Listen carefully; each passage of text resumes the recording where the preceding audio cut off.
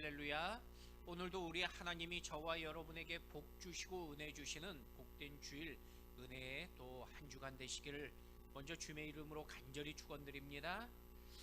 1592년 선조 25년에 일본의 수많은 군대가 조선 부산을 침략합니다. 바로 임진왜란이었습니다. 당시 왜군은요, 서양의 이 신무기였던 조총으로 무장했고, 세상의 변화를 준비하지 못했던 조선은 속수무책으로 무너지게 됩니다.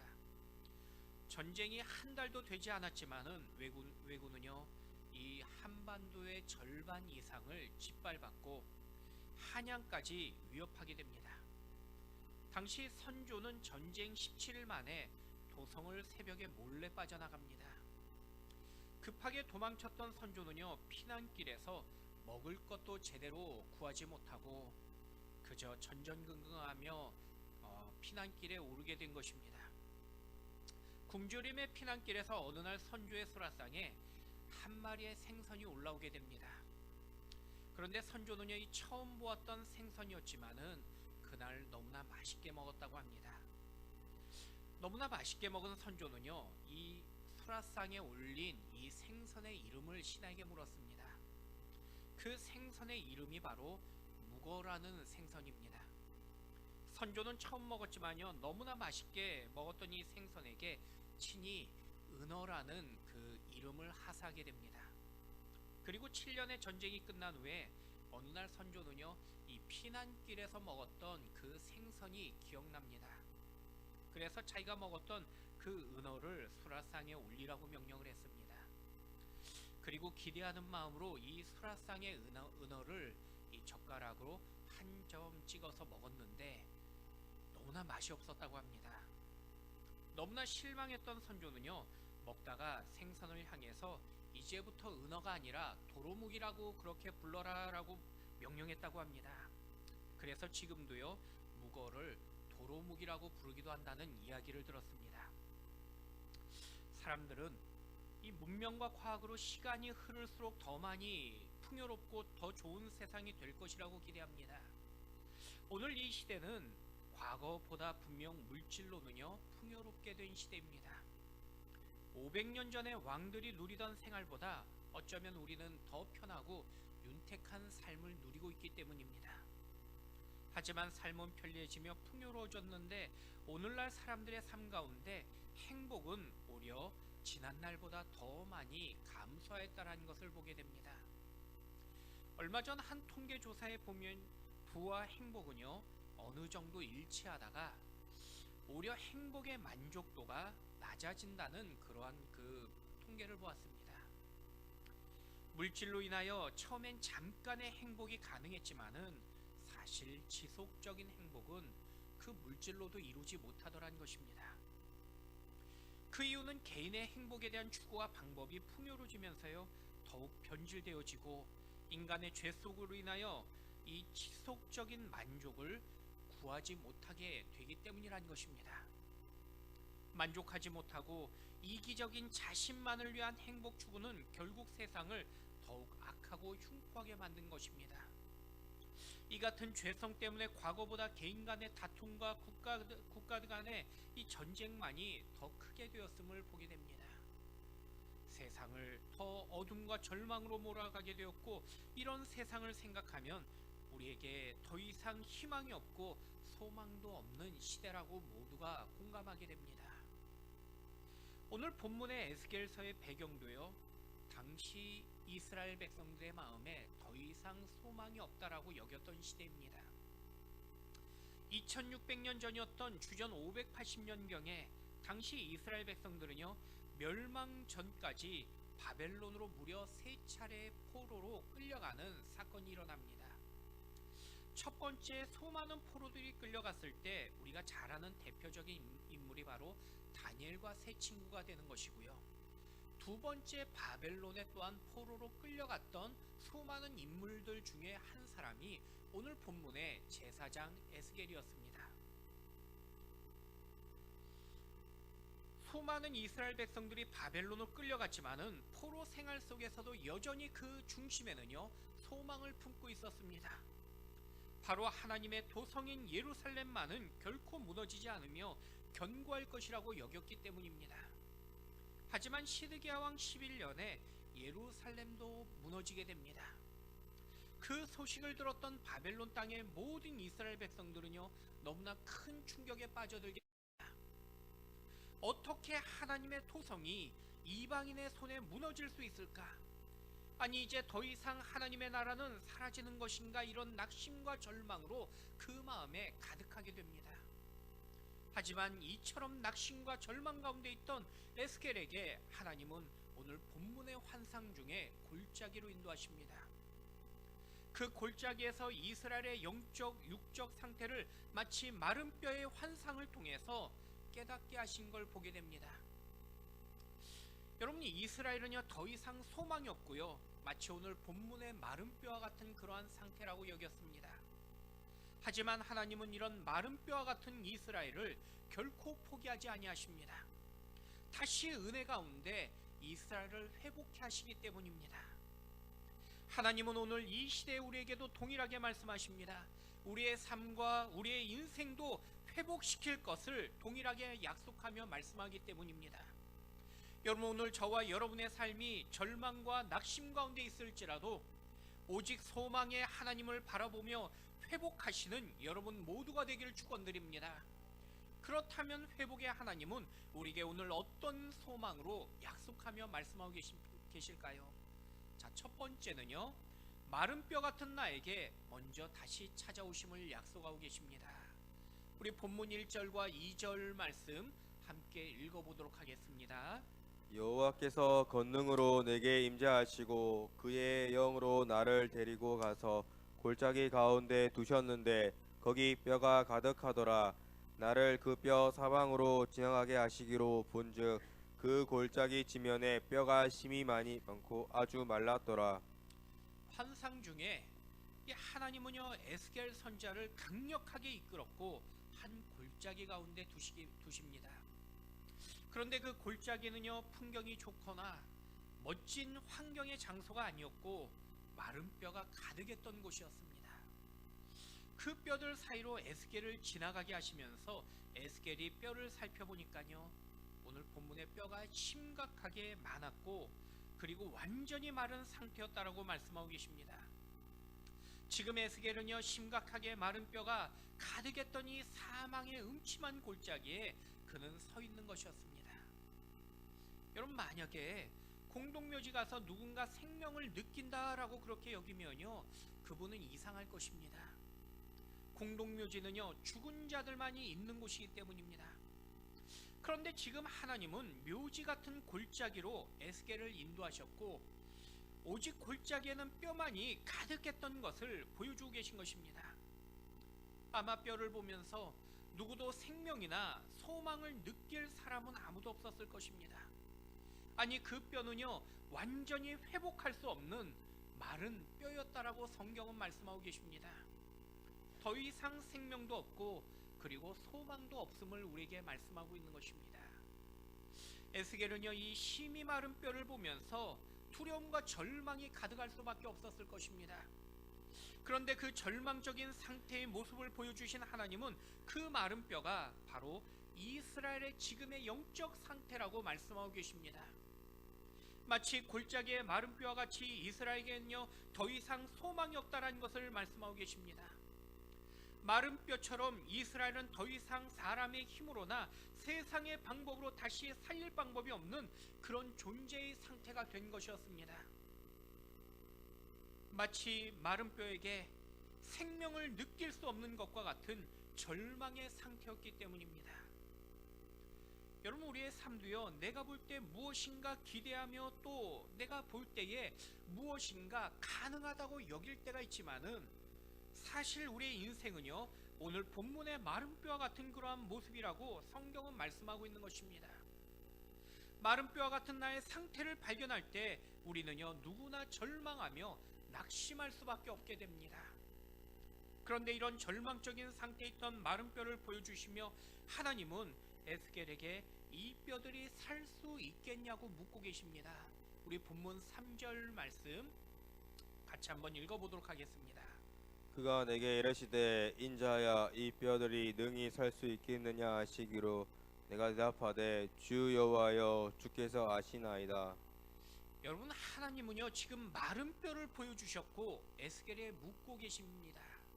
그 질문에 에스겔도요 심각하게 말라버린 뼈들을 그는 바라보고 있습니다. 사람의 힘으로 도저히 불가능한 일이라는 것을 누구나 이 마른 뼈를 보면은 생존이 불가능한 것을 알고 있을 것입니다. 여러분, 우리가 심장이 뛰고 있는 사람이 누워 있어도요 이 사람을 소생시키는 것이 그 고되고 쉽지 않은 일인데, 심장이 멈춰버린 사람을 다시 살리는 일은요 의사들도 불가능하다고 말합니다. 그런데 지금 사람이 아닌 이제는 그 살이 다 녹아버리고 사라져버린 그 마른 뼈를 가지고 만약에 누군가에게 살리겠냐고 말하면은 모두가 다 불가능하다고 말할 수밖에 없을 것입니다. 그런데 에스겔은요 불가능하다고 고백하지 않습니다. 에스겔은 분명 눈으로 불가능해 보였지만은 믿음으로 주님은 하실 수 있다고 고백한 것입니다. 그 고백이 바로 주님은 아시나이다라는 그 고백의 의미인 것입니다. 여러분, 우리도요 절망적인 상황과 현실을 보면은 포기하는 마음만을 갖게 될 것입니다. 할 수 있다는 여지도 작은 가능성을 보면서 갖는 마음입니다. 완전 불가능한 것을 보면서 가능하다고 말한 사람은 아무도 없다는 것입니다. 누구나 작은 가능성을 보면서 할 수 있다고 생각하지, 완전한 불가능을 보면서 가능하다고, 생명이 있다고, 소망이 있다고 말할 수 있는 사람은요 아무도 없습니다. 여기 오늘 본문의 에스겔도요 나는 할 수 없다라고 그렇게 고백하는 것입니다. 그러나 주님은 하실 수 있다라는 또한 고백을 더불어 하고 있습니다. 여러분, 이 시간에 하나님께서 우리에게 누가 봐도 불가능하고 절망할 수밖에 없는 그 일을 주님께서 여러분에게 소망이 있겠냐고 묻고 계십니다. 여러분, 내가 할 수 없지만은 주님께서는 할 수 있다라는 그 고백을 여러분의 입술로, 여러분의 믿음으로 선포하는 저와 여러분 되기를 축원드립니다. 여러분, 주님은요 가장 절망적이며 생명 없는 골짜기의 마른 뼈 같은 인생에게도요 찾아오십니다. 절망에 있는 인생일지라도요 하나님은 여러분에게 말씀하여 주시고 또 우리 삶에 임재하여 주심을 약속하십니다. 주님께서 찾아오시면은 마른 뼈와 같은 내 불가능한 인생도 그 순간부터 소망이 있다고 약속하고 계십니다. 여러분, 하나님은요 우리가 생각할 때 소망이 없고 우리가 볼 때 더 이상 마른 뼈와 같은 상황일지라도 하나님께서 임재하신 그 순간부터 우리의 삶이 달라지며 결과가 달라진다고 약속하고 계십니다. 주님께서 찾아오시면요 마른 뼈를 회복하시겠다고 이미 우리에게 말씀하며 약속하고 있기 때문입니다. 가장 소망 없는 곳이라고 여기는 그곳까지도 하나님으로 인하여 소망을 얻는 여러분 되시길 축원드립니다. 여러분, 내가 아니라 주님 때문에 내 인생이 변한 것이고 내 삶이 변하며 내 환경과 현실이 변할 수 있음을 여러분 기억하시길 바랍니다. 제가 부산에 살면서 재밌는 일 중에 하나가 부산 분들이 야구를 응원할 때입니다. 물론 제가 야구장은 사실 부산에서 한 번도 가본 적 없지만요 이 방송을 보면은 야, 참 신기하다라는 생각을 종종 할 때가 있습니다. 심지어 어떤 분은 이 야구 경기 시즌이 되면은 그 롯데 경기만 하면은 이 그 TV를 틀어놓고 일하면서도 그 야구를 보시느라고 정신없는 걸 본 적도 있습니다. 제가 평생 한 번 서울 삼성동의 야구장을 친구와 함께 오래전에 간 적이 있습니다. 지금도 기억나는 것이 이 9회 말이 되니까요 이미 모두가 이길 수 없다고 그렇게 포기하고 그리고 절망하면서 심지어 관중 중에 나가는 분들도 있기 시작했습니다. 그런데 갑자기 그 포기했던 그 타자가 나와서 몇 번 이렇게 그 야구방망이를 헛스윙으로 흔들더니 마지막에 홈런 치는 걸 보았습니다. 그 순간에 사람들이 나가다가 멈추고 심지어 돌아오면서 환호하면서 즐거워하는 모습을 보았던 기억이 있습니다. 아마 그래서 그런지 이 경계하는 분들은 다들 끝날 때까지 끝난 것이 아니라고 말씀을 하시는 그런 말을 듣게 됩니다. 여러분, 지금 주님도요 마른 뼈를 향해 찾아오십니다. 그리고 오늘 말씀으로 선포하십니다. 우리 5절 말씀 같이 한번 읽어보도록 하겠습니다. 주 여호와께서 이 뼈들에게 이같이 말씀하시기를 내가 생기를 너희에게 들어가게 하리니 너희가 살아나리라. 여러분, 소망이 없는 마른 뼈들에게 지금 하나님은요 생기를 넣어주시고 생명을 넣어주십니다. 그리고 이제 소망이 있게 하시겠다고 약속하고 있는 것입니다. 하나님 말씀으로 절망의 인생이 소망이 되는 것이고요, 망할 것 같은 인생이 흥하게 되는 것입니다.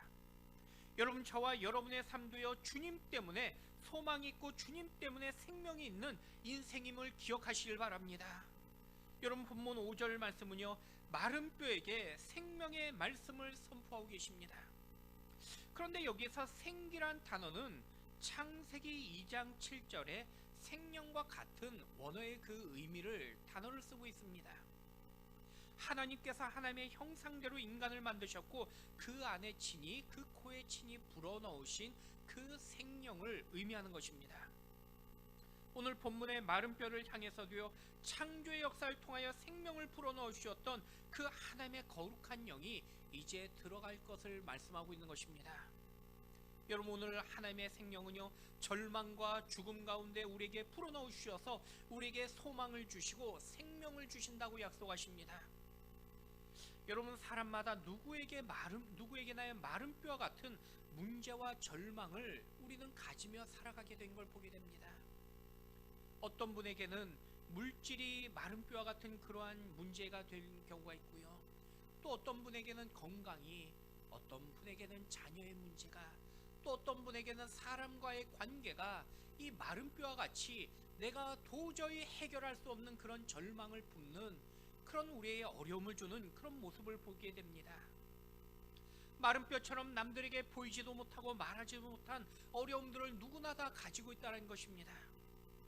하지만 내가 풀 수 없는 문제가 내 삶의 절망이 되고 낙심이 되는 것으로 끝나는 것이 아니라, 여러분, 이제는 주님의 그 임재하심으로 인하여 소망이 되어지며 우리에게 생명이 되어짐을 기억하시고, 오늘도 믿음으로 여러분의 문제가 이제는 하나님의 손안에 있음을 기억하시며 믿음으로 하나님 앞에 바라보시고 승리하시는 소망의 여러분 되시기를 우리 주님의 이름으로 간절히 축원드립니다. 두 번째는 소망 없는 나에게 또한 말씀으로 회복함을 약속하고 계십니다.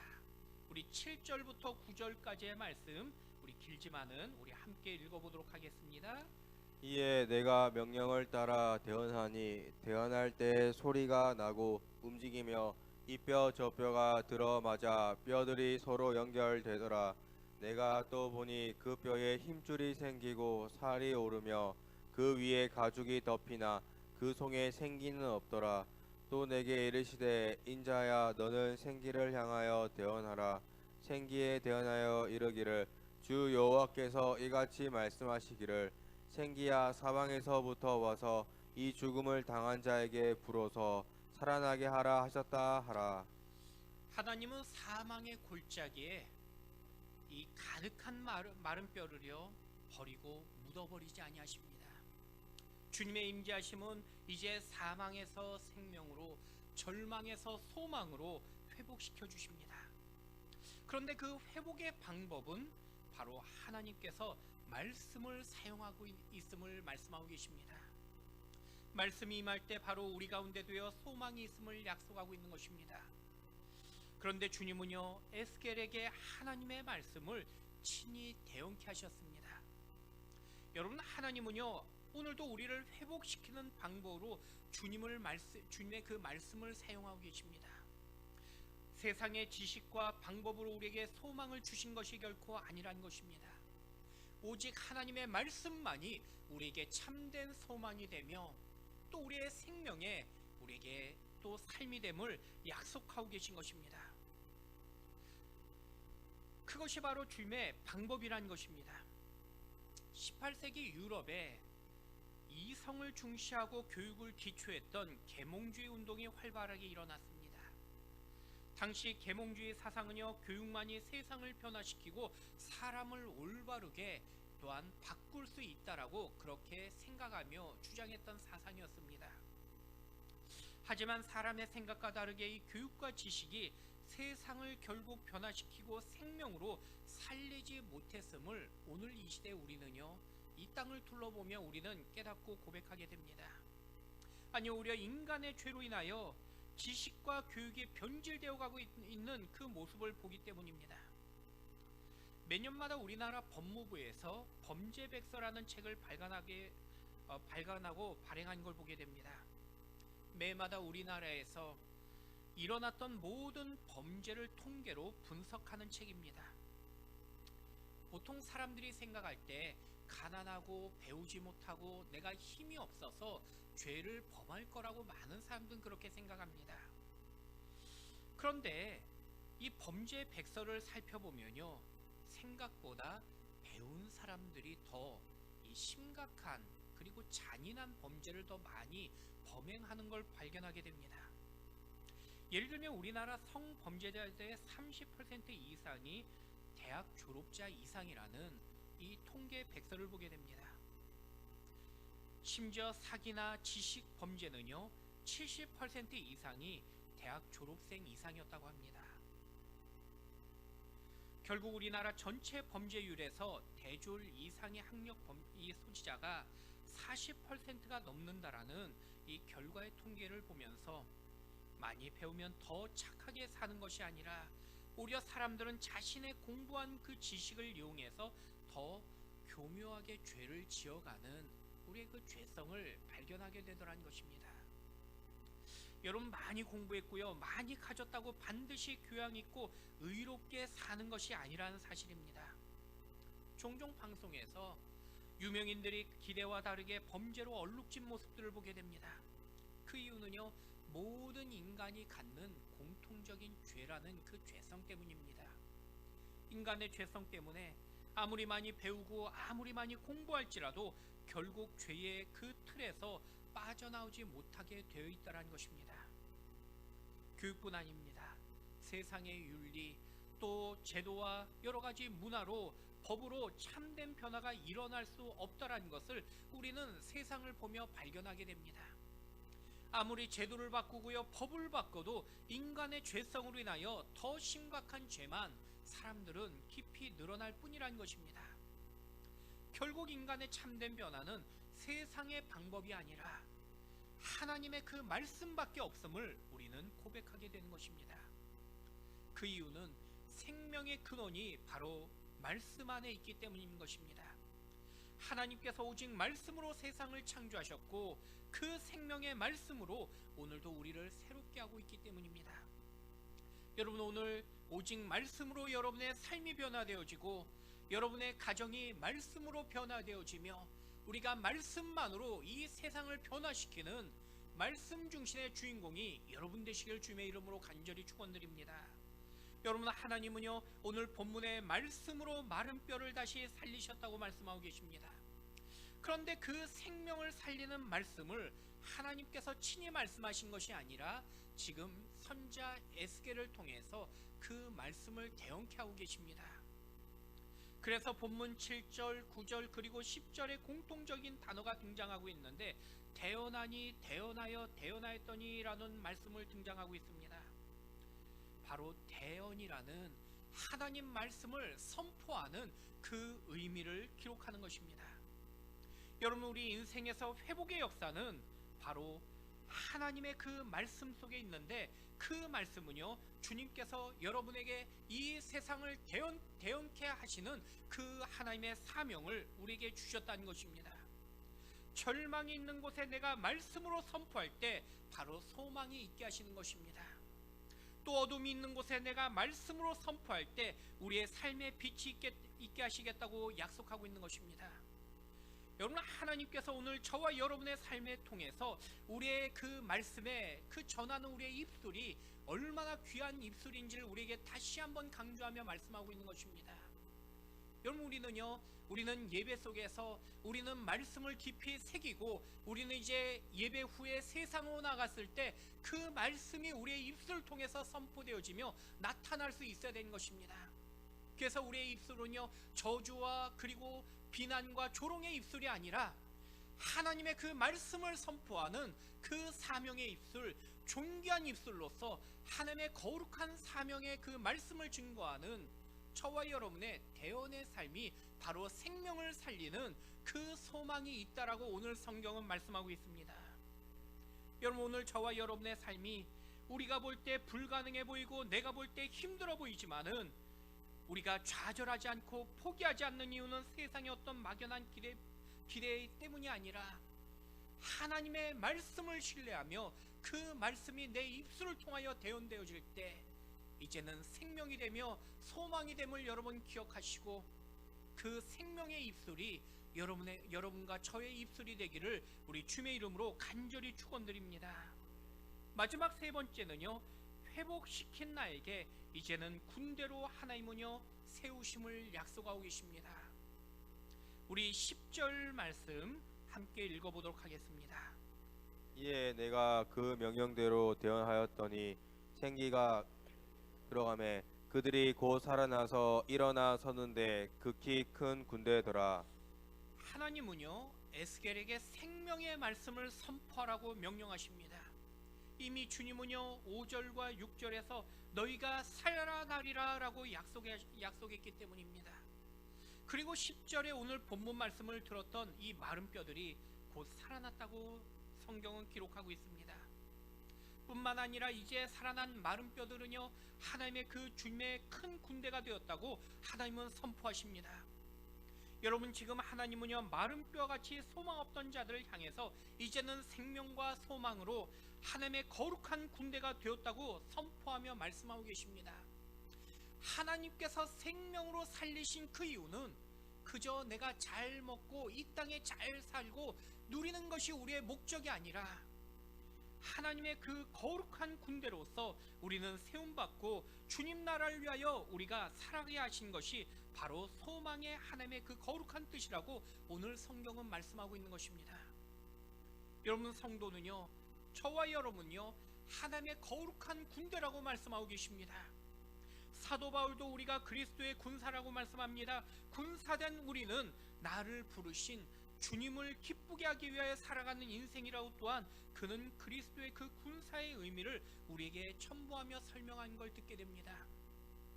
지난날 내가 절망의 마른 뼈 같은 인생이었다면요 이제는 주님의 말씀으로 소망되었고 생명을 얻은 인생이 된 것입니다.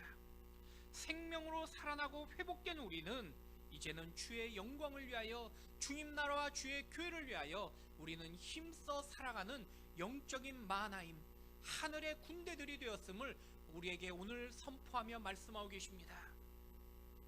여러분, 이것이 바로 우리에게 주어진 거룩한 사명이며 우리에게 주어진 기쁨이란 것입니다.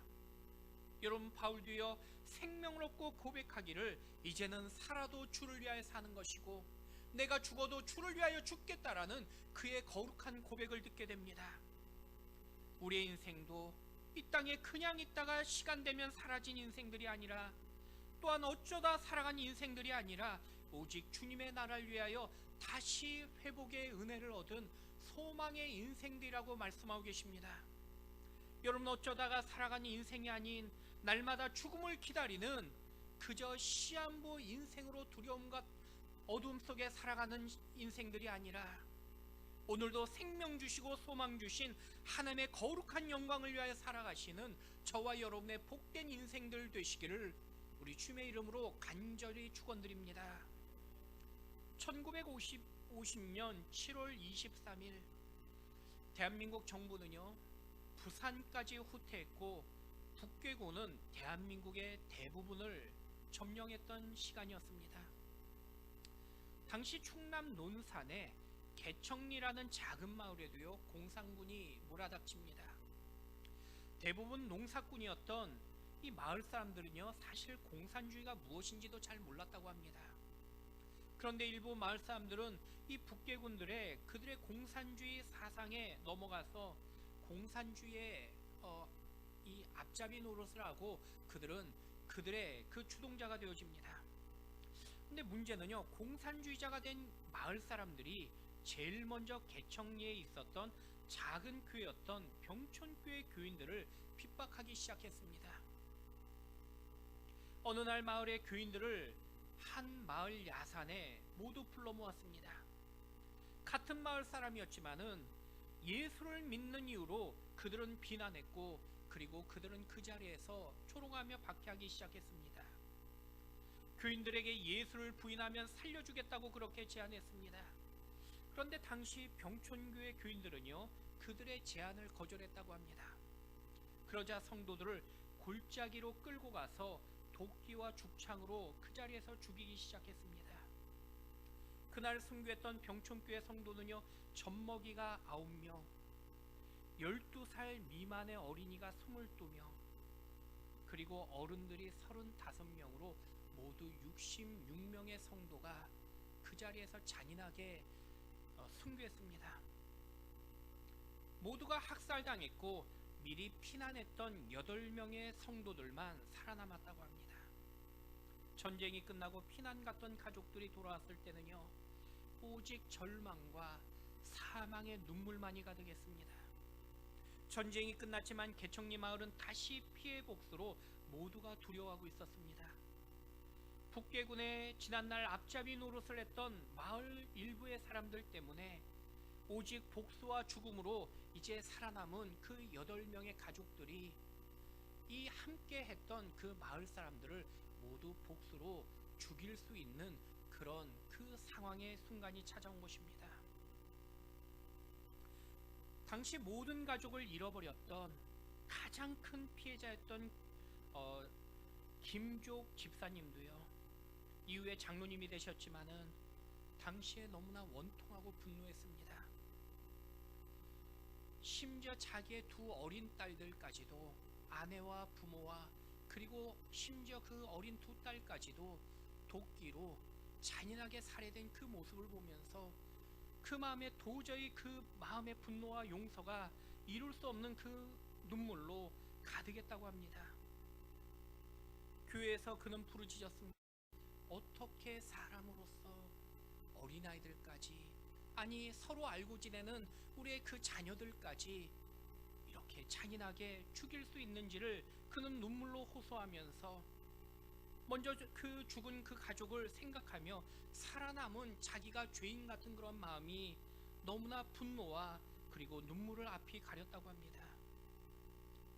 그런데 죽이고 싶었던 그 마음에 어느 순간 말씀이 들어오기 시작합니다. 먼저 나를 위하여 죽으신 예수님의 십자가가 내 마음에 찾아왔고, 그 이후에 마음의 분노가 나도 모르게 씻을 듯이 사라지면서, 그리고 그 마을에 가해자들이 나도 모르게 마음에 불쌍히 여겨지는 그 마음이 찾아오게 됩니다. 모두가 여전히 주목하는 이 김주옥 집사님은요, 피해자들의 가정에 찾아가서 공산군에게 앞장섰던 그들에게 찾아가서 그들에게 예수님을 전하고 예수님의 사랑을 전했다고 합니다. 피해 원수로 대할 줄 알았던 그 김주옥 집사님을 보면서 오히려 마을 사람들은요, 예수님이 도대체 누구이길래 자기의 자녀와 가족과 부모를 죽인 저 원수들을 용서할 수 있느냐라고 생각하기 시작했고, 그리고 그들은 더욱더 교회를 주목하기 시작했습니다. 그리고 남겨진 8명이 다시 그 병촌교회를 새롭게 회복하며 시작하면서 망하고 문 닫을 줄 알았던 그 교회가 마을의 그 가해자들로 채워지기 시작하면서 오히려 교회에 오늘까지 그 생명의 복음이 그 마을에 영향력을 주었다라는 그런 기사를 읽은 적이 있습니다. 여러분, 우리 인생 여정이 때로는요, 이해할 수 없는 마른 뼈 같은 그런 골짜기에 우리가 서 있을 때가 분명히 있을 것입니다. 내 힘과 내 노력으로 도저히 감당하지 못하는 그런 순간과 시간이 우리에게 찾아올 수도 있을 것입니다. 하지만 우리가 포기하지 않고 절망하지 않는 이유는 내 능력과 막연한 우리의 인생의 그 운명 때문이 아닌 것입니다. 우리가 절망하지 않는 이유는 여전히 나에게 말씀으로 회복하시고 말씀으로 생명을 주시는 주님을 우리는 여전히 믿기 때문입니다. 생명 주신 하나님께서 반드시 우리를 주님의 거룩한 군대로 다시 회복하기를 우리는 원하고 계심을 우리는 확신하기 때문입니다. 여러분, 내 힘과 내 능력으로 도저히 할 수 없고 살아갈 수 없는 인생이지만은 우리에게 여전히 소망이 있는 이유는 오직 주님의 그 약속하신 말씀으로 나를 오늘도 다시 회복하시는 그 소망의 약속을 믿기 때문입니다. 여러분, 회복의 말씀만이 우리에게 참된 소망이 됩니다. 오직 주님의 말씀만을 붙잡고 다시 회복의 은혜로 나아가시는 오늘 저와 여러분 되시기를 우리 주님의 이름으로 간절히 축원드립니다.